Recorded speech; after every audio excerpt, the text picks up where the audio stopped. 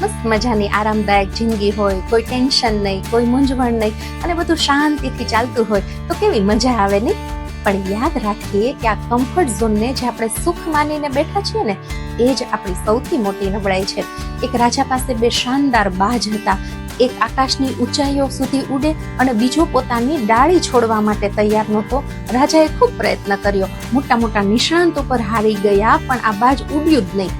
એક દિવસ એક સાધારણ ખેડૂતે રાજા પાસે આવી અને તક માગી અને બીજા જ દિવસે એ બાજ પણ આકાશમાં ઊંચે ઉડતું હતું.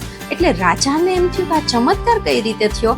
ત્યારે ખેડૂતે કહ્યું, મહારાજ, મેં એ ડાળ જ કાપી નાખી કે જેના પર બેસવાની એને આદત પડી ગઈ હતી.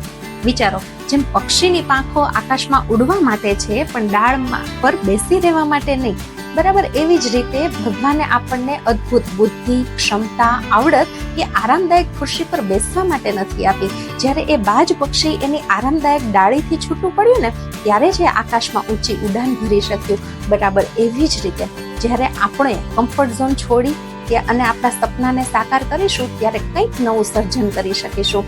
યાદ રાખીએ, જીવનમાં આવતા પડકારો આપણી શક્તિની પરખ કરાવે છે, બાકી અંદર રહેલી તાકાતને માપવા માટેના કોઈ મશીન નથી હોતા.